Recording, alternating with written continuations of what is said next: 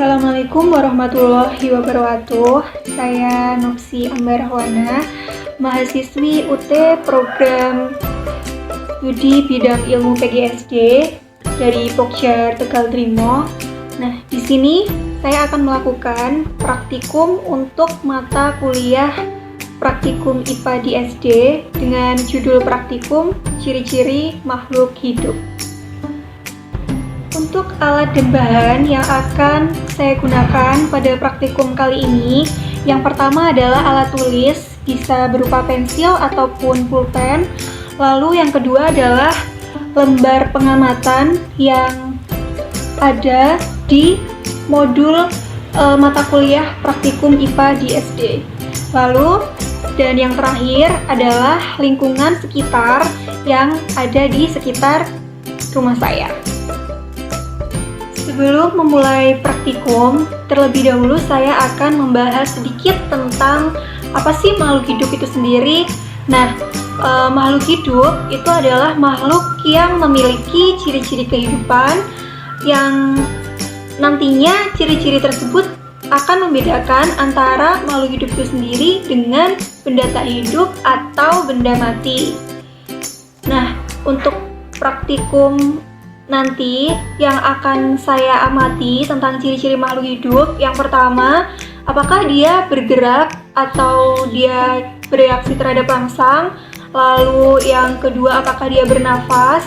Yang ketiga, apakah dia memerlukan makan atau nutrisi. Lalu yang keempat, apakah dia tumbuh. Dan terakhir, apakah dia berkembang. Nah, untuk memulai praktikum ciri-ciri makhluk hidup kali ini, langkah pertama yang saya lakukan adalah saya menyiapkan terlebih dahulu untuk alat tulis dan juga lembar pengamatan yang akan saya gunakan. Lalu selanjutnya saya akan pergi ke lingkungan sekitar untuk mengamati 5 tumbuhan dan juga 5 hewan yang saya temui di lingkungan sekitar saya.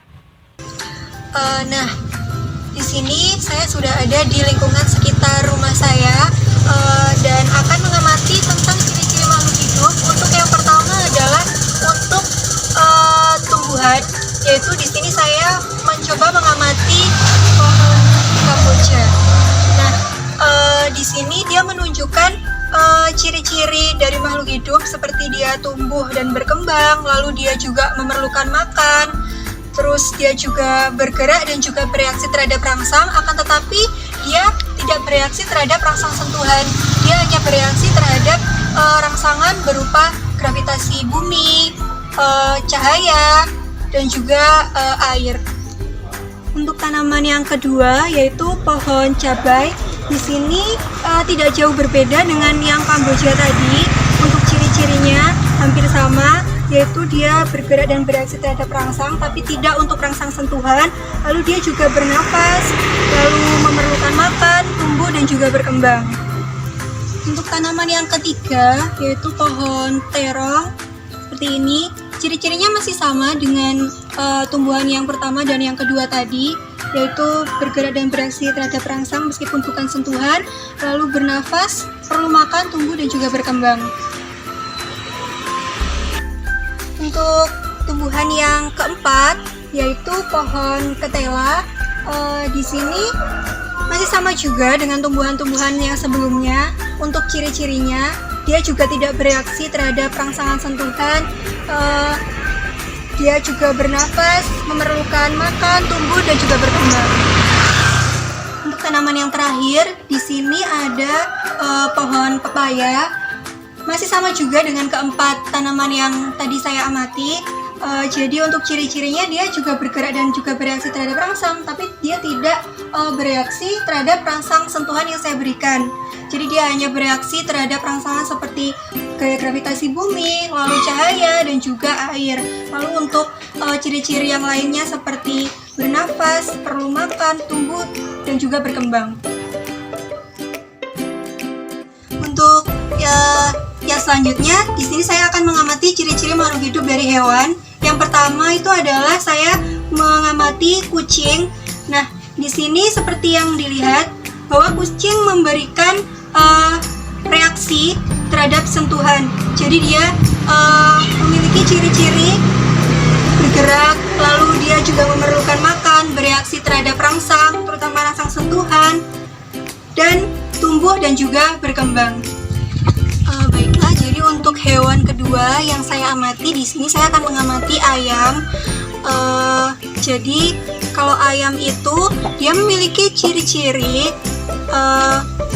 bergerak dan juga dia bereaksi terhadap rangsang, dan pergerakan dari ayam itu relatif lebih aktif daripada gerakan dari tumbuhan.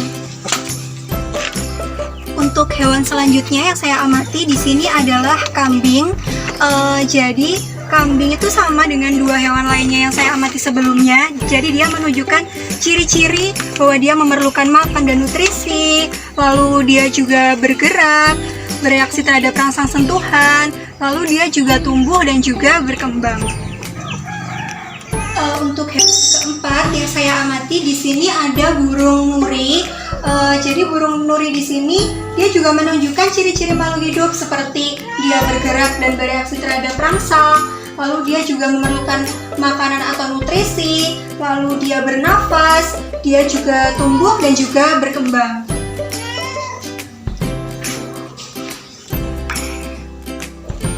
Untuk hewan terakhir yang saya amati di sini ada hewan entok.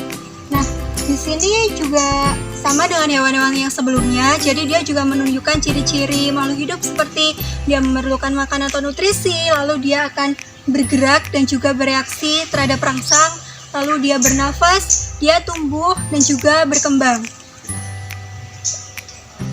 Nah, jadi itu tadi praktikum kita hari ini tentang ciri-ciri makhluk hidup, dimana tadi saya sudah mengamati ada 5 hewan dan juga 5 tumbuhan, dimana dari keseluruhan makhluk hidup yang saya amati itu menunjukkan ciri-ciri makhluk hidup, baik itu bergerak dan juga bereaksi terhadap rangsang, lalu bernafas, memerlukan makan atau nutrisi, tumbuh dan juga berkembang.